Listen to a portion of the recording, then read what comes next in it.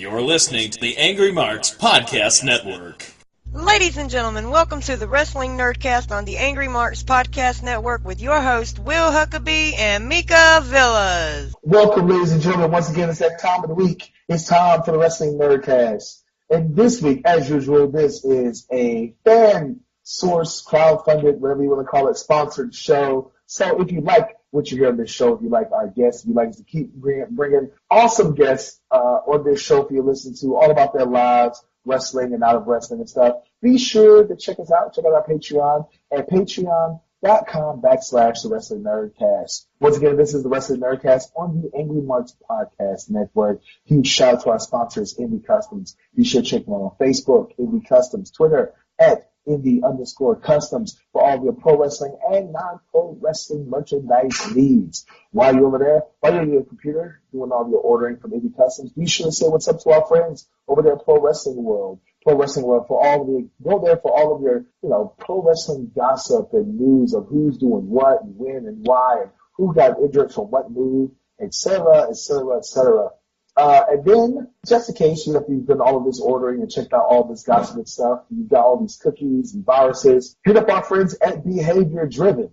That's right, Behavior Driven. Those are the guys that I talk to when I'm having technical issues, and not just like computer stuff. Like, they help me out with like fixing my washing machine and everything. So check out our good friends at Behavior Driven. As usual, once again, ladies and gentlemen, I am your host, the AIWF World Heavyweight Champion, the World Wrestling Grand Prix Champion. As of this past Friday, I am your National Syndicate Pro Wrestling Heavyweight Champion, the Disrespectful Intellectual, the Southern Gentleman, the Morning Star, a national icon and reality TV star, the Incredible Huck, Will Huckaby, and this is going to be an episode. But before I even get to the episode, I want to say that this episode is brought to you, especially sponsored by the good Himalayan water blessed by Tibetan monks. I'm enjoying a big, huge glass of it right now, along with my co-host. She is one half of the world's cutest commentary team. She is the lover of waffles, the voice of the speech impediment, the Aphrodite of affection,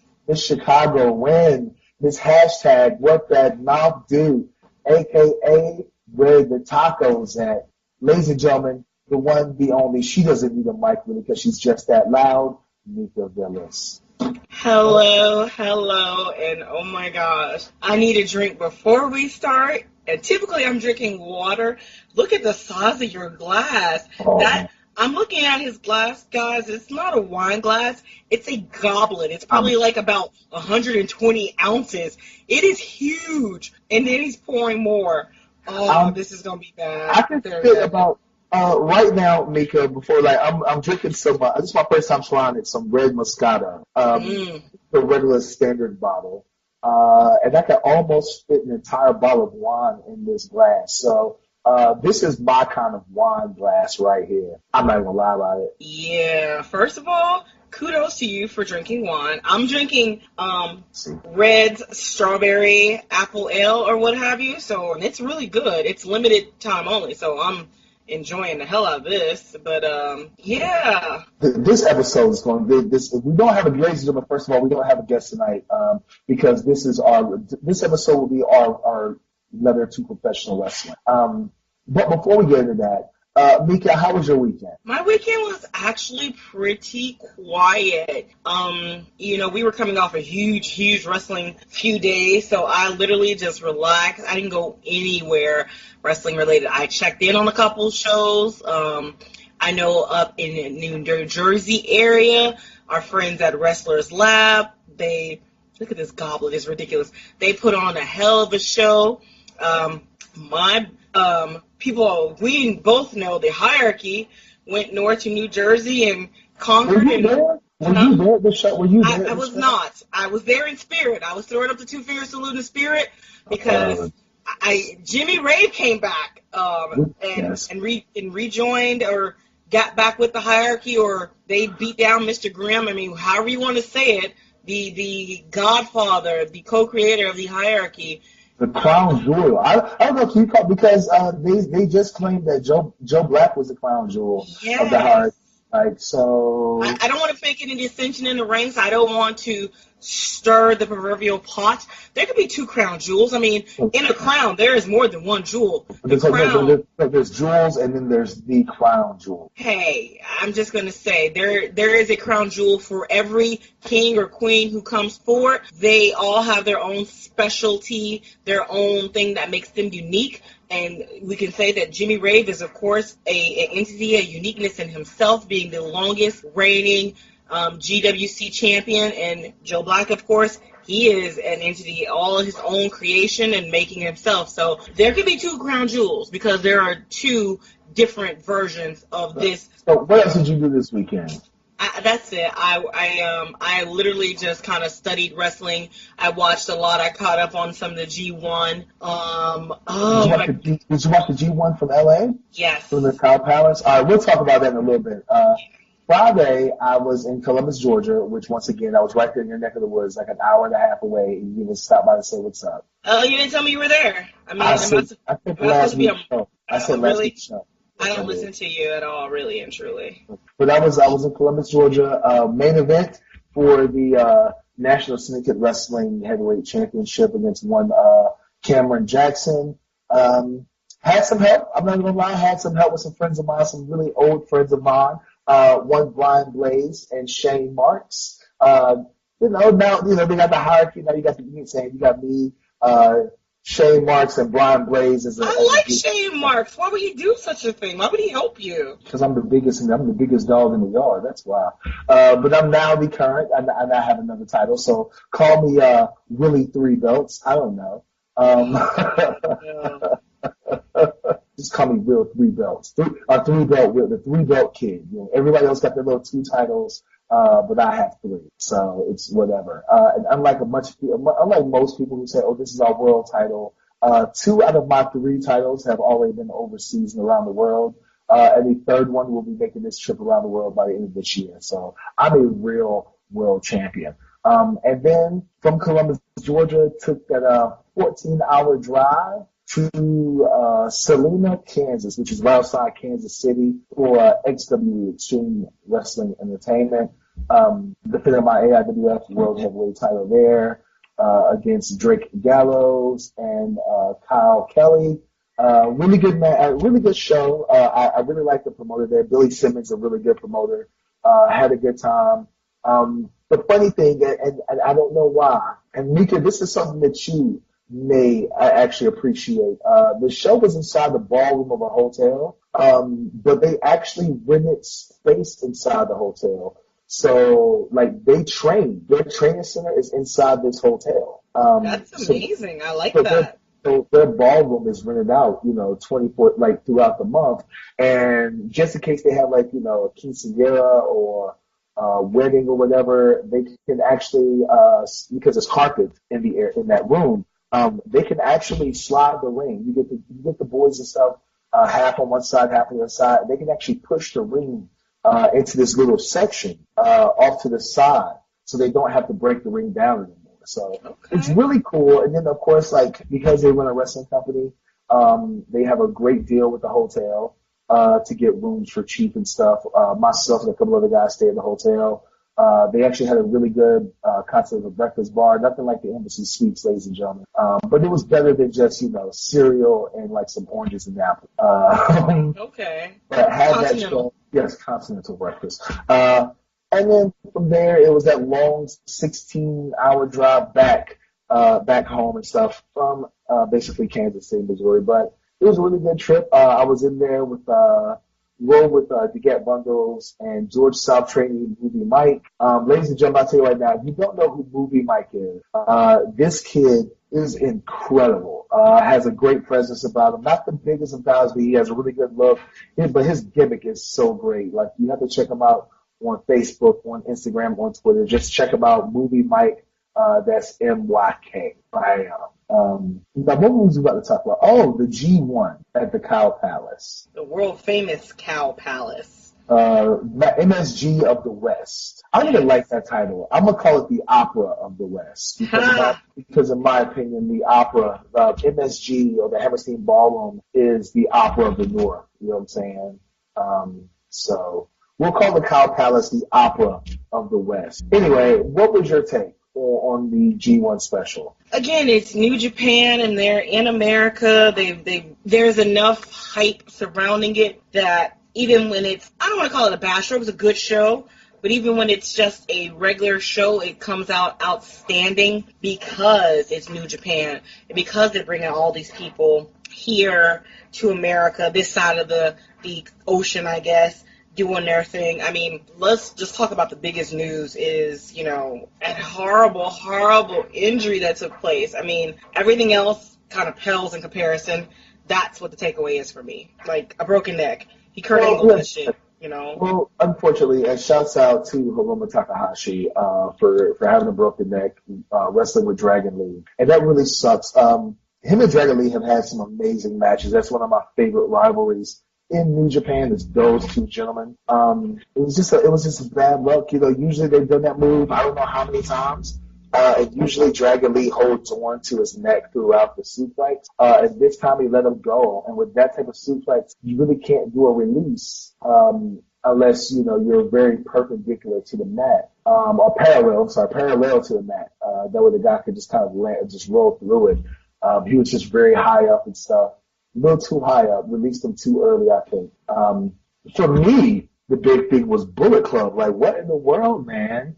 The Tongans have said F you. Yes, that was, if you watch New Japan, if you followed the Tongans, this is not a shock really to me, because there was seeds of dissension when we were going back and forth with who runs the Bullet Club, where Cody's Bullet Club's okay, and Cody tagged with them at one point. I don't think it was a special, I can't remember, but where they were just kind of like over Cody and his antics, so to speak. So it's not a huge shock to me, because there was seeds of this planted along the way. You just had to kind of put those pieces together. I was very shocked because they turned on Chase Owens and Yujiro also.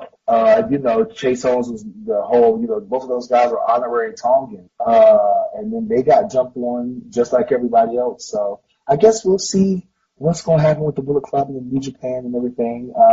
Congratulations to Juice Robinson for being the IWGP US champion. That was a spectacular move. Get well soon to Jim Ross, the legendary JR, who I guess suffered from broken ribs. Which brings me to tonight's subject. There's a couple of things I have to get off my chest. And this weekend, I think, was just like the end-all, be-all, because I just saw like some reckless things, not only at the shows that I was at, but also online. And so, I'm just tired of it. And I'm just going to get this off my chest. If people listen, then fine. If they don't, then fine. Whatever. First of all, and Mika, you go to shows just as much as I do. Can guys stop being reckless? I'm tired of guys fighting out in the crowd and just being reckless and not caring who's around, not watching out for children or old people or adults or whatever the case may be. I would admit that on both shows that I was on this weekend, I got thrown into the crowd, but at the same time, I made sure, I controlled my body and made sure that nobody got hit. I get so tired of seeing guys doing reckless, stupid shit on shows. Like you were aware of your surroundings. You were conscientious of there are people who have paid to be here, who paid to see me, that are not part of the show. That yes, while we're going to do something or work in the crowd, we cannot work the crowd into our match. They are not trained professionals, and they should not be getting, hit. That's kind of as a fan, as a commentator and a fan, Mika, what is your opinion on these guys and stuff who they're fighting the crowd and somebody gets hit, a child gets hit, an old person gets knocked down. You know what I'm saying? Like, what is it? A wall? Somebody knocks a hole into a wall or breaks some equipment that wasn't supposed to be broken. Because we've been at shows where guys are fighting this stuff. All the above has happened, yes. Yeah, people got hit. what was that, at AWE, they were on, what was that road? There was at the Museum Bar. No, before the Museum Bar, the building before the Museum Bar. Campbellton Road. Yeah, on Campbellton Road, where guys fucking knocked a hole into the DJ booth. You know what I'm saying? And then, like you said, the Museum Bar, they broke the door. So, guys, just like remember, this is not your shit. Like, this is not your stuff, and these people aren't a part of the show. You know what I'm saying? Now, as a fan, it's twofold for me, and even as a commentator and working for these different promotions. We live and you guys work in an era where people are constantly challenging the legitimacy of wrestling, saying it's fake, that, you guys don't hit hard, that this is all staged, it's all acrobatic, and what have you. So while there are people who are at these shows who, may not think it's real, they don't feel that it is such a danger when people work into the crowd or when wrestlers go out into the crowd to fight. Well, they'll sit in their seats or they'll stand in their chairs or they'll get really, really close, not realizing that you said you controlled your body. If you pull back for a punch, 9 out of 10, you're not pulling back and looking behind you when you're working the crowd. You're just going to pull back, and there could be some idiot fan who stood up to get a closer look, moved in for a shot with their camera phone or what have you, who's going to catch that elbow. So as an adult, it is your responsibility as well to, yes, if the action is near you and you want to see, step back, get a great vantage point, but don't get so close where you could get injured. It's like watching a fight on the street. You're not just going to really walk up to these people who are fighting in the street and go, hey, I'm going to get real close with my camera phone and watch. You're going to stand the hell back. It should be the same difference. Now, again, as a wrestler working in the crowd, you have to take into the account the crowd, where you're working, if they're children. Because if there are children present, kids are going to be children. They're going to run and get close and just be all in the way. So you have to know, like, okay, what kind of show am I at?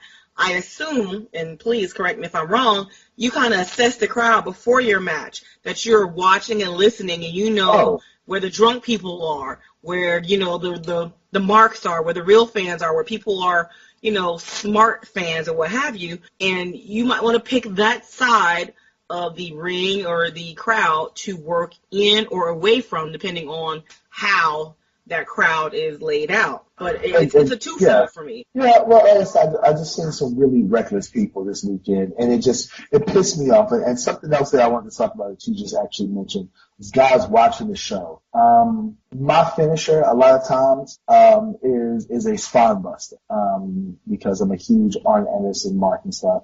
So I usually use a spine buster. But I've started using like a torture rack, and on special occasions, I'll use the package firebomb that you've seen me. But usually I use a spine. When I'm not at the top of a card, if I'm not the main event, I will go around and I will ask every other match that's after my match, hey, what are y'all using as a finish? You know what I'm saying? Is there any big spots that you guys plan on doing that I need to know about so we don't do it? I specifically do that. Especially if it's a place that I haven't worked at for a while. Ladies and gentlemen, I'm going to go ahead and say this right now. I may not be, Ric Flair or Bret Hart or Shawn Michaels or even, the Young Bucks. But if I'm at the top of your card, and if your promotion is bringing me in to defend one of my world titles, give me the respect, at least, of being in the main event and ask me what my finish is going to be. There were, on one of the shows, there was 3 spine busters. On the other show, there was 4 spine busters. Not only that, the shit that chafes my ass, and I'm mad, Mika, because I just used the phrase chafe my ass. Watch your fucking time, people. You sound like a promoter right now. But here's the thing. I was the main event for both shows, and both shows ran obsessively long because guys were trying to be what my homeboy Buns called some gamsy ass dudes, get all my shit in as guys. These guys were supposed to go, 8 to 10, maybe 10 to 12, and they're going 15, 20, 30 fucking minutes. When you go over, and it automatically makes a 2.5-hour show a 3 to 3.5 hour show. Right. And by the time the main event comes on, half of the fucking crowd is gone. Yep, because the crowd is tired. They've been there too long. There's only so much interest you can gauge. There's only so much sitting on my ass I can do as an audience member that I'm not going to sit here for all this. And the crowds are smart nowadays. We know when you're over your time. We can tell that you're just trying to get your shit in. How is that? How is that, Mika? How can you tell? There's a lot of false finishes in matches where you're doing these huge moves and you're like, okay, this is it. Oh, these fuckers are still going. Oh my God, they're not stopping. I'm not going to name names or matches, but there was a match that I saw with this month, actually, I believe it was, that probably should have been an 8-minute match that went about 25. They just kept fighting, and it was like, yo, I'm going to get up and bust somebody in their face. This shit should be over. It was ridiculous. Mika, I'm telling you, on Friday night in Columbus, Georgia. Now, and I'm not talking behind the guy's back, because I told one of the guys that was in the match, I was like, yeah, thank you for going, 25 fucking minutes, and doing all these high spots, including a belly-to-belly off the top rope, a superplex off the top rope. That wasn't a finish. The finish, I called the finish. I was in the back watching the show, and I was like, I guarantee it's a schoolboy, and he's going to pull the trunks. And they did all these hot spots, spears, missed the spear into the pole, all of this shit, and the finish was a schoolboy pull the trunks. For no reason. Because, there is a such thing as, pardon me while I get a little gross here, as blowing your load. You do a belly-to-belly and a suplex off the top rope, you blew your load, man. You're done. Pick up your dick, shake it off, and get the fuck out of the ring. Why? Why would you just keep going? That's crazy. They did. And like I said, then Saturday, there was a couple of matches where guys, like you said, they could have had really good 8 to 10 minute matches, and they stretched them out to 12 to 15, 20 minute matches. And when every match goes over, and I don't know if you people listening to this, anybody who's listening to this, who's in the business, who's an actual wrestler, I don't know if you know this, but every time you go over even 2 to 3 minutes, that pushes the show and stretches the time of the show by a minimum of 5 to 10. For every 2 to 3 minutes you go over, the show is now the show, especially if the main event really wants to give the fans their money's worth. It's going to make the show 5 to 10 minutes long, at least 5 minutes longer, because the main event is not going to cut their time. So therefore, if you have 8 matches and the first 7 matches all go 3 minutes over, that's an extra 21 fucking minutes. And so now, instead of the show being 2.5 hours long, it's going to be 3:15, 3.5. You've almost added a whole nother hour onto the fucking show. Let me ask you, being that you are a main eventer in a lot of these places, and you work at so many different promotions. I'm sorry, I thought TW just put Welcome to Raw. No, I mean that is true, but I mean, because we're in a different era now, but there were back in the Attitude Era, the Divas era, and what have you, where their matches were way too long. It was like, yo, stop this shit, because it should have been over a long time ago. But in the independents here, where everybody is a little bit kind of Wild Westy, just a little bit, because again, they're going over. I mean, you have promotions that will time out the matches, knowing that their performers, they're people who are known for going over. So let me just call you, Billy Youngbuck AYZ Kid, good kid or whatever, but we know he's going to go. We tell him his match is about 8 minutes. We know he's going to go 12. So we're going to tell him, you know what, you got a 5-minute match, so we'll get somewhere on the average. No. You tell people doing that. But the thing is, it's like, no, instead of saying, oh, you want him to go 8 to 10, and you tell him 5, how about you just tell him, hey, look, you got 8 to 10 minutes. If you go over, motherfucker, we're ringing the fucking bell, or I'm going to send this big motherfucker, I'm going to send these 2 big motherfuckers to the ring to just fucking squash both of you. I'm going to send 2 legit shooters to the ring to beat the fuck out of both of you. That literally almost happened Friday night. We're sitting back there, and I was like, Where's a 911 gimmick when you need one? Like me and the guy that I was working in the main event, Cameron Jackson, we both looked at the promoter and was like, hey, how about we just run to the ring, beat the shit out of both of these guys, and then we'll start after we beat the fuck out of them, we'll look at each other and be like, oh shit, I don't even like you. Ring the bell. And that's how we'll start the main event. Wow. How much, now here's my fandom coming in. So that was something that could have happened. What about the referees in the match? I mean, because there's got to be somebody in charge. There's always somebody in charge. Here's the thing. Those guys, most of these fuckers on like the indies, and if you feel insulted right now, ladies and gentlemen, I'm probably talking about you. Especially all of you indie darlings and shit. I'm just going to go ahead and say it.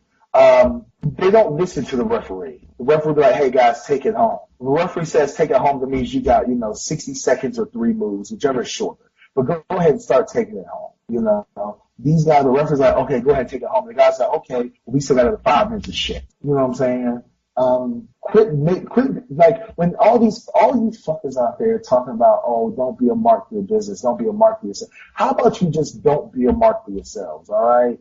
Like, the hell, I'm much more, I will agree with you more if you say, hey, I'm a huge fan of, Keith Lee. Like, fuck, if I mean, like, I really want to meet Keith Lee. Like, I'm a huge fan of his. That's fine with me. Don't be a fucking mark for your fucking self. Because guess what, ladies and gentlemen? You may think that you're the shit. But I'm going to tell you right now, all of you fuckers out here who think that you're having these great fucking matches, you suck ass. And if you can only have a great match with motherfuckers who are also indie darlings, then you aren't a real fucking worker. If you can't have a match with a kid who's only had 3 fucking matches and make the fans believe and make the fans say, hey, you know what? Well, it wasn't the worst fucking match. That was actually pretty fucking good. If you can't work with one of these young ass green kids, don't fucking flatter yourself. You're not fucking good whatsoever. I'm really getting tired of you motherfuckers on Twitter and Instagram and everything saying, oh, we had a kick-ass match. You're supposed to have a kick-ass match. If you work OVE or Sammy Callahan or Shane Strickland or, MJF or one of these guys and you have a shitty fucking match, then you should burn your fucking boots. Let me see you have that same fucking caliber match with a fucking 6-month greenhorn. Can you still have a good fucking match with some 6-month greenhorn? You know what I'm saying? Thursday, I worked with a fucking kid at USA Championship Wrestling in Bluefield, West Virginia. If you watch my fucking Facebook Live or whatever, then you saw the match. You saw me on Facebook Live and stuff. That kid might have had 10 fucking matches. He might have been working 10 years. I mean, he's been working for he's been training or whatever, been in the business for 2-3 years, had done a bunch of battle royals, but he might have had 10, maybe 15 legitimate matches in 2 years. Was it the fucking best match of the night? No. Was it the worst match of the night? Not by a long fucking shot. You know what I'm saying? And a lot of the fans were, and this is me, I'm going to toot my own horn right here. There was a lot of people who really enjoyed the fucking match because I was like, okay, well, we can't dazzle you with all of these flippy, spotty shit, so we'll just make it as realistic as possible and we'll just beat the fuck out of each other. And not literally beat the fuck out. I can't work because I'm bruised the hell up and piss and blood, but we're just going to work really fucking tight. Right. And I watched that on your Facebook, and I like to give you hell, but until you just said it, I had no clue that kid was so inexperienced. So again, it's like any other field where you have someone who, if you train them or you're working with them, you want to do a good job because you want them to do a good job because it makes you look even better, especially if you bring them up to your level, or at least make it believable or credible in a sense. So let's go back to your people who are just marks for themselves. And we're talking about these, you call them indie darlings or what have you. Who stops them? Because again, this is a pattern. They're not just doing this 1 or 2 places. They're doing it everywhere. They're doing it everywhere they're going. Who stops them? Who puts the kibosh on it? And is it their locker room leader being the champ? Is that the champ's job? Is it the promoter's job? I would figure that somebody somewhere has got to sit them down and make them pay attention or at least respect the times that they're given. Yeah. Can you hear me? Yeah. Okay. So here's the thing. It's damn sure not going to be the fucking promoters. let's go ahead and say that right now. Most of these promoters are marks. So you got you got a couple $1,000. You own a car lot, and that's no knock to Ken Abrowski or fucking Tracy Myers, because those guys, for the most part, know what the fuck they're doing. Okay, I might not agree with everything that AML and PWX does, but for the most part, I'm gonna fight you over Ken Abrowski. That's my, I like Ken Abrowski. That's why he was on the show. So I'm not talking about that, but I'm talking about these other fucking these income tax promoters and these fuckers who marry women who have money and stuff, or they swindle somebody else. The motherfuckers who are, I'll put it like this. Here's the people who won't stop indie darlings from going over their fucking time. If you would pay Enzo Amore more than $750 fucking dollars, you are a problem in this fucking business. If you would pay Ric Flair $10,000 fucking dollars, or you would pay Sting, the legend, the icon known as Sting, $10,000 to put on his fucking makeup, you are a fucking problem in this goddamn business. There is no reason why fucking Ric Flair or Sting or any other WWE fucking wrestler, or former WWE wrestler, is making more in one fucking night than the average person is going to make in a fucking 6 fucking months, first of all. So, to answer your question, who solves it? The other fucking wrestlers. But the problem with that is, with me as a wrestler, if I say something, and I've been on shows like this, Mika, if I tell the promoter or the booker, hey, look, can we say something to these fuckers about going over on their time? It looks like I'm a fucking issue. Like, I'm a fucking problem, because they're like, oh, well, the fans enjoyed it. You know what else the fans would enjoy? Being home before fucking midnight. You know what I would enjoy? Being on before 11 fucking 30 at night. Like, I would enjoy the fuck out of that. Preach. Hello. While I'm talking about these fucking bets, the last thing I want to talk about, that's two more. But on the same vein as this, can we somewhere, some kind of way, can we come up with a list of what makes you a wrestling vet and what doesn't? What makes you a wrestling? Okay. What do you consider a veteran status or a non-veteran status? Then I mean, if that was easier. Let's hear yours, because I've been talking a lot. Let's hear yours, Nick. I got to take a sip of my big, huge goblet of wine. You don't need none of that wine. You are fired the fuck up. Pardon my French. Okay. So here's where I think you are a vet. If you have some knowledge and experience of years in the business, you don't necessarily have to be a commercial success, meaning WWE, TNA, or what have you, but you at least need to have the respect and acknowledgement of your peers and people just above you. I'll tell you who I consider a vet here in the Southeast, somebody who people don't know and maybe don't know yet or should know. Slim J. I think Slim J is a vet. He has been doing this for a long time. He has been not a commercial success, but he is a success in this area. His work, his wrestling is second to none. Well, that's because when Slim J comes, when a name or whatever you want to call it comes in his area, whatever company Slim J works for, they entrust Slim J to work with that person. And that's the sign of a veteran. A veteran is somebody who, no matter what, you can put somebody in the ring, whether it be a greenhorn or somebody who you don't want damage to, and you know that he is going to take care of them first and foremost. That's professional and veteran at the same time. I say that because Saturday night, my buddy Movie Mike was in a 4-way match with 3 gentlemen who had all been working for the better part of 15, 20 years. And they completely just shit on him. Whoa, really? He took all the bumps, he took all the heat, and he took the finish of the match twice. And it really pissed me off. And I was sitting there watching. How do you take a finish twice? I mean, a finish is a finish. Because the finish got blown and they had to redo it. Oh. Because these vets didn't know how to cover a match. They didn't know how to cover a blown spot. But I'm sitting there, because Movie Mike traveled to Kansas City with me. And I'm sitting there watching his match, sitting right beside the fucking promoter. And when the guys come back from the match, the vets come back, and we're like, hey, what y'all think? It was like, oh, the match was cool. but we really wish that you would have gave the kid a lot more. Especially for the fact that you guys knew that he was going to take all of your big moves, he was going to take all the bumps, and he had to take the finish. You really should have shined the kid up some. Right. And this is the promoter that said that. I hadn't even said anything. The promoter and Booker said this. One of the vets in the match looked at Movie Mike and was like, and basically, and I'm going to paraphrase this, was like, we didn't have to give him anything. The fact that he was in the ring with us is payment enough. He needs to pay his dues before we give him anything. Whoa. That's the biggest load of bullshit ever. Again, go ahead. Let me go ahead and tell you that these motherfuckers, first of all, had a drizzling shits match. They blew every fucking spot known to fucking man.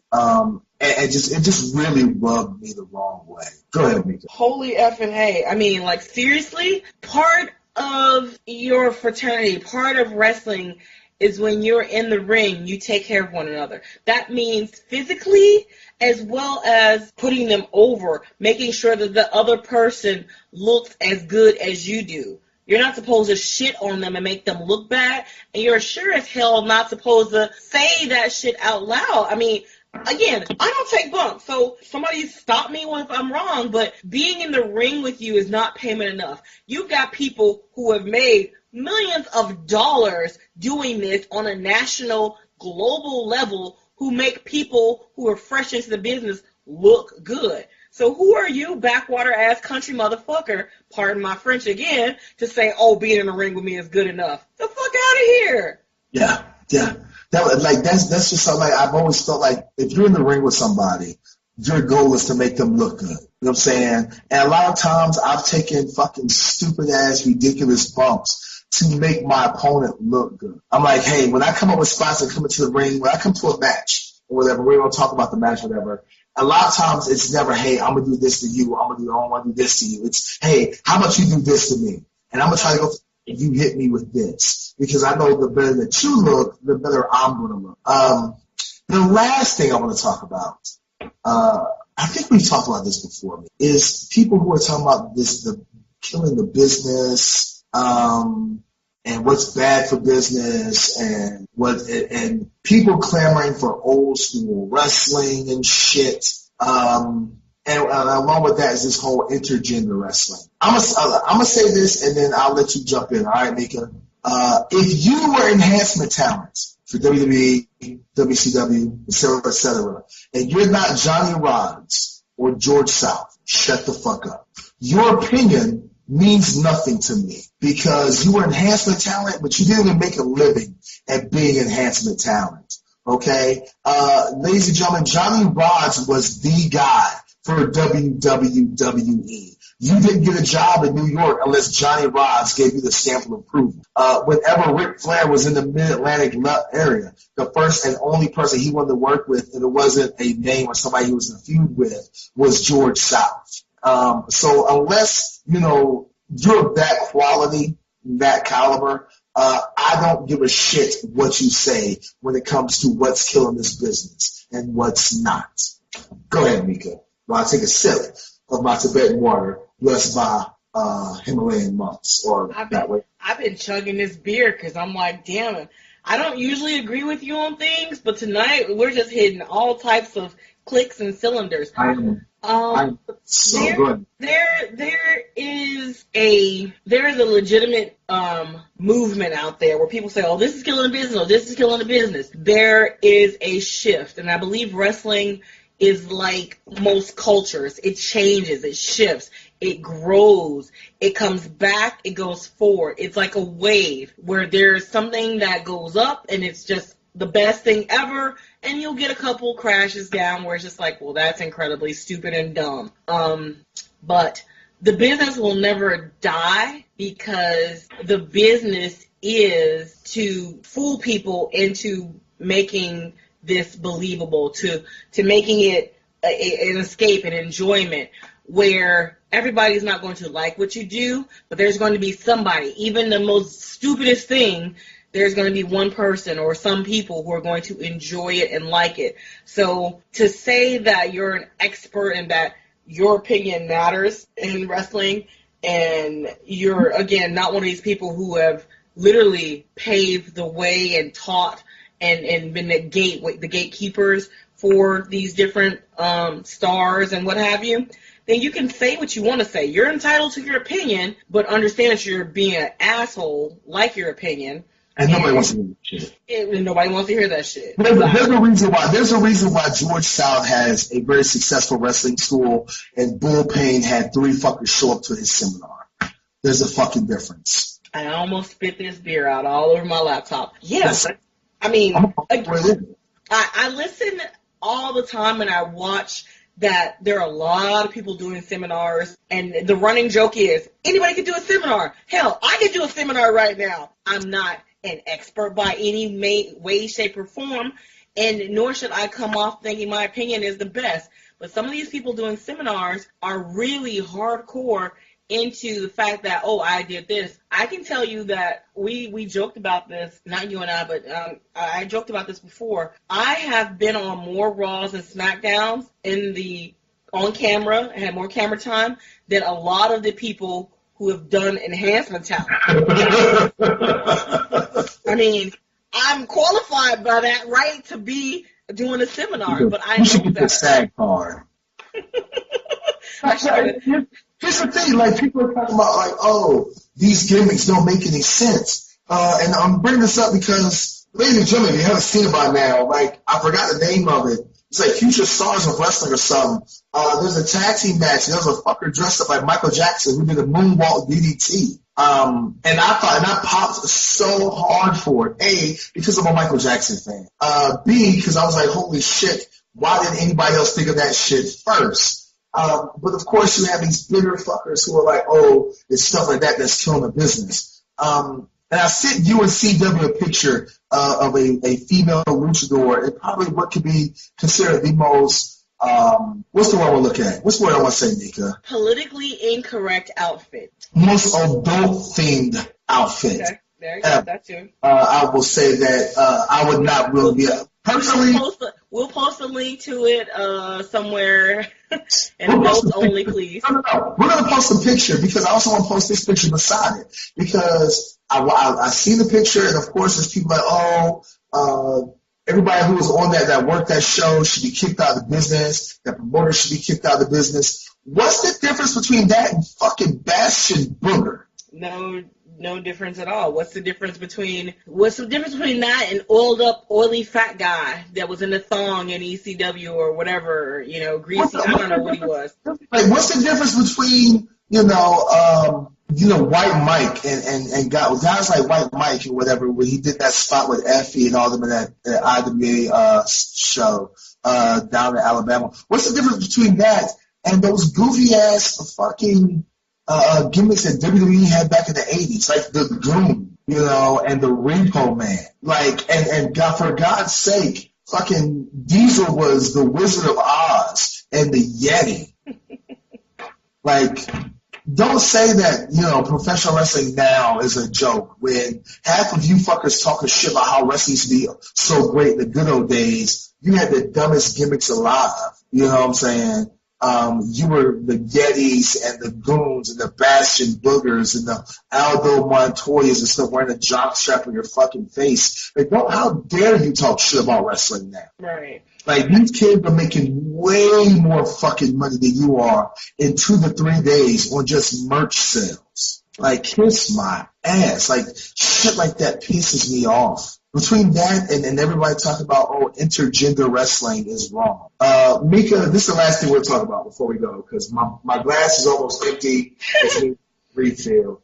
What is your take on intergender wrestling? I see absolutely, positively no problem at all with intergender wrestling. I know of girls all of these girls train with male counterparts. They're not training with all girls. This is not, I know not to Japan because that's a whole different system over there, but this is not Japan where it's just all female dojos or what have you. These girls are in the ring, in the gym, they're working with these guys, they're rolling with these guys, they're wrestling guys as they learn how to train and wrestle.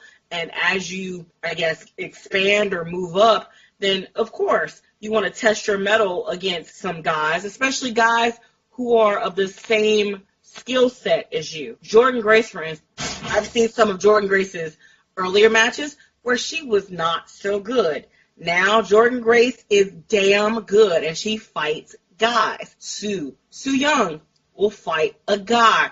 And it's not me being a feminist and going, girl power, she can do this, she can do that. Again, you train to do a job. You train to do a sport, a profession.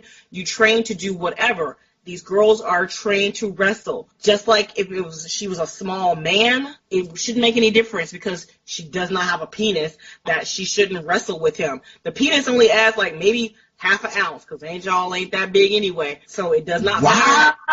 Yes. She's talking about y'all. She's talking about me over here. She's talking about y'all. Whatever the case may be. I'm just saying, the fact of the matter is, the woman, just because she's smaller in stature means nothing, because you've beat up on guys who are about 90 pounds, and flying them around, and it's not a big, like, oh my gosh, that's so wrong. You shouldn't fight that smaller guy. We're wrestling. We're not in, boxing or weight classes or what have you. It's get in there and who's the better wrestler, entertainer, performer, and what have you. And honestly and truly, a lot of these women are outclassing these boys big time, making them look damn foolish. And I think it's the older generation of wrestlers who are not into the intergender wrestling, because the only women that they know of were wrestling women back in their day, which weren't really doing the same thing that these girls are doing now. But I will admit that a lot of these females who are wrestling now are way tougher than I am. Maria Manic, Amazing Maria in IWA Mid-South. Like, these chicks doing death matches. Like, I'm not doing a death match. I'm gonna tell you that right now. You're not hitting me with a light tube or thumbtacks. Like, I'm just not. And I'll admit to being a bitch. Whatever. You can say what you want to. These chicks are way tougher than me. I've wrestled with Ronnie Nicole, who's a friend of this show, and it was one of the most physically fucking tough matches I've had, because it was like, it got to a point in the match where I was like, fuck, I'm going to have to fight this chick for real. In real life, I've done security work, and I've worked in bars, and I've seen a lot of females who were not big in size, but was whooping grown men's asses. For me, I look at it like this. Ronda Rousey, I weigh 265 at 5'10". Ronda Rousey is like 5'1", 5'2", 135, 145 pounds. If me and Ronda Rousey got into a fight, who would win? Probably her. You know what I'm saying? Don't let the size fool you.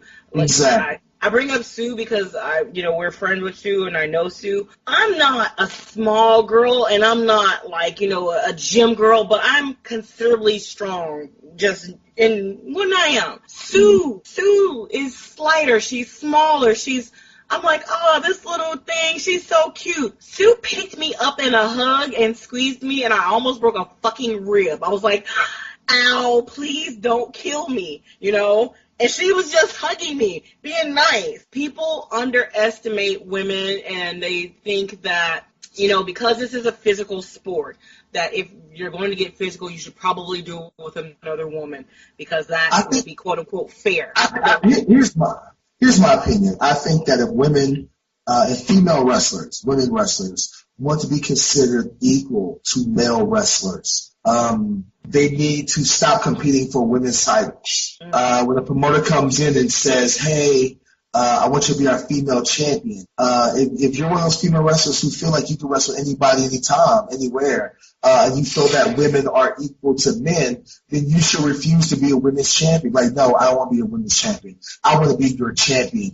And then there's a gentleman who has an issue with wrestling a female or putting a female over. But okay, how about you make it a shoot? Before the show even starts, y'all have a shoot match. And if she chokes you out, and guaranteed, I've wrestled with a lot of fucking females in my life. And for some strange reason, females, for the most part, are very slippery when it comes to wrestling. They'll find a way to get behind you and choke you out. You know what I'm saying? If she chokes you out, fucker, now you're losing to her in 5 minutes. Instead of giving me a 12 to 15-minute match, now you're losing in 5. And she's going to choke you out. Nobody wants to do that. Pride is too much. But I will give props to Wrestle Circus. They and put Fest. On, and Fest. I was going back to Fest. Wrestle Circus, I think more people are familiar with it on a broader level, you've had Tessa Blanchard be a champion there at Wrestle Circus, and I'm missing another female. Can't think of who it was right now. Was it Candice LeRae? It might have been Candice. Yeah, it was Candice. Candice was also a champion there, and it wasn't a women's title. It was a quote-unquote male title. I think it was the ringleader championship or something like that. The ringmaster title, yes. Ringmaster. And that was not, like, made for females. And she fought Brian Cage, talking about get your shit in.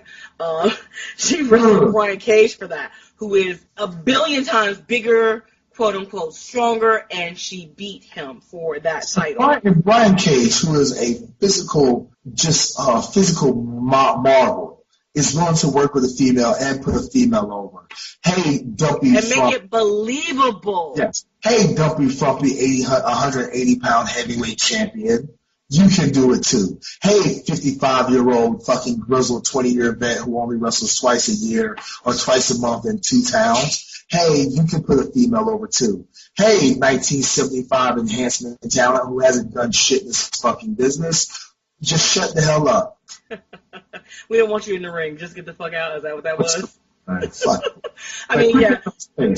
I mean, you have these progressive companies like Fest as well. Su Yung has been their champion. Not a women's title. Their champion. Also, Heidi Lovelace, or Ruby Riott, as you know her now, was their top champion. So I think the big thing is in the independents, you should want to kind of buck the system.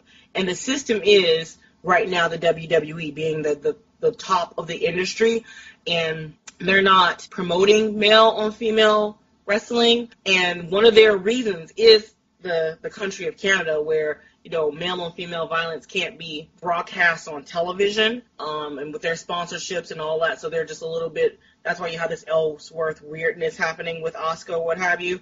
But the fact of the matter is, Asuka, she has dominated her male counterparts in the ring, and we're missing out on that. Yeah. We'll talk about that on another show, because we can talk about this. Is another one of those things that we can talk all night about bitching about professional wrestling and the state of professional wrestling.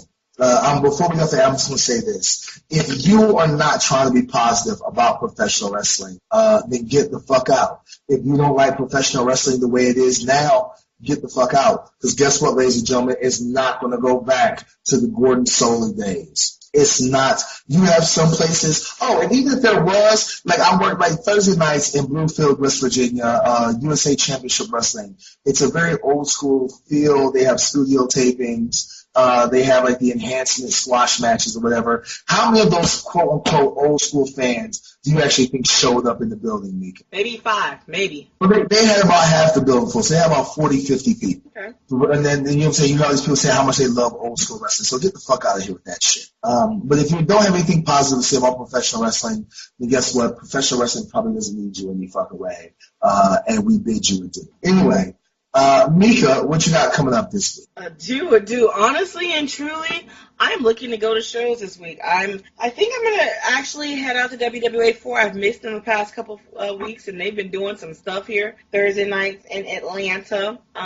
There's also this weekend coming up. There's something that's happening up in Orlando Thursday night. I don't know where I'm going to be. Jimmy Havoc is on this side of the pond, and I am a huge... Are you going to Florida? I'm going to Florida to be a mark, man. Maybe, yeah. I love Jimmy Havoc. MLW is doing their tapings or what have you, and Jimmy Havoc's on the card, and God, I want to talk about being a mark. That's all me right there. So I may pop down to Florida to see Jimmy fucking Havoc.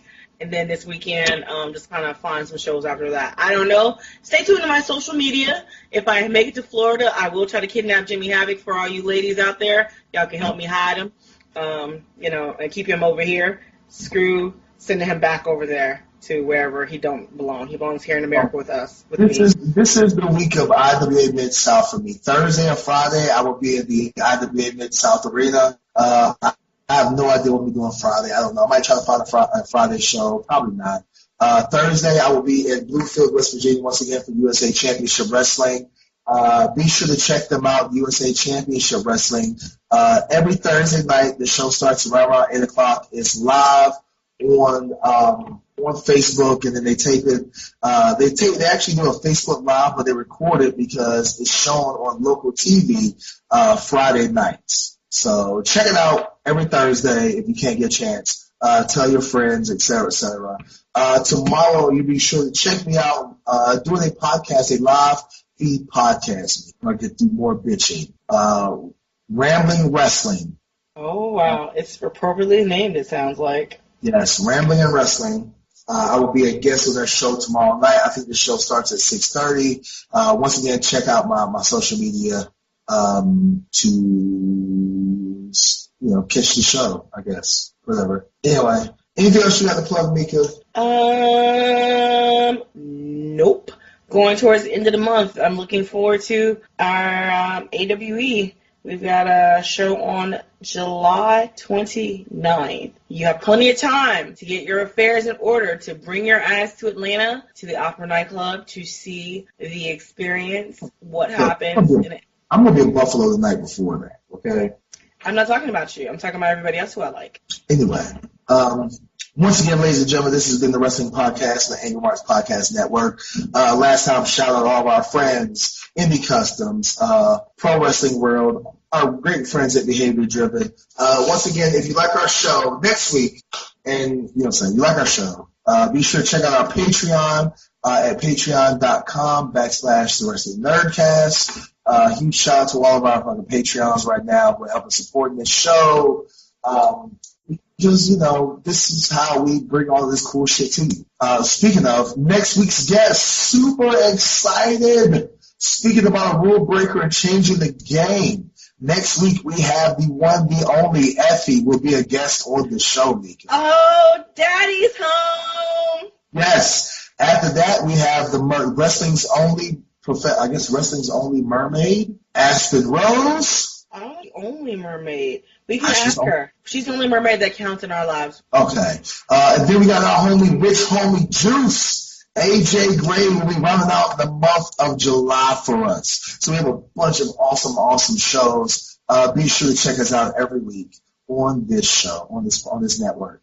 Anyway, on behalf of our producer, the one, the only CW, on behalf of my co-host, one half of the world's cutest commentary team, the lover of waffles, the voice of the speech impediment, the receiver of all things unsolicited. Yeah, you thought I forgot about that, didn't you? The Adonis of affection, Miss Hashtag What That Mouth Do, a.k.a. Feed Me Tacos, Miss Chicago Win. Did I forget one? That's enough. More than enough. Oh, that's the voice of the speech impediment? Keep going. Do your close. I'm pretty sure I did. Anyway. Mika Willis. I am your AIWF World Heavyweight Champion, your World Wrestling Grand Prix Champion, the National Syndicate Wrestling Heavyweight Champion, the Disrespectful Intellectual, the Southern Gentleman, the National Icon and Reality TV Star, the Morning Star, the Incredible Huck, Will Huckaby, saying peace out, fuck your feelings, and support the wrestling. Bye. You're listening to the Angry Marks Podcast Network.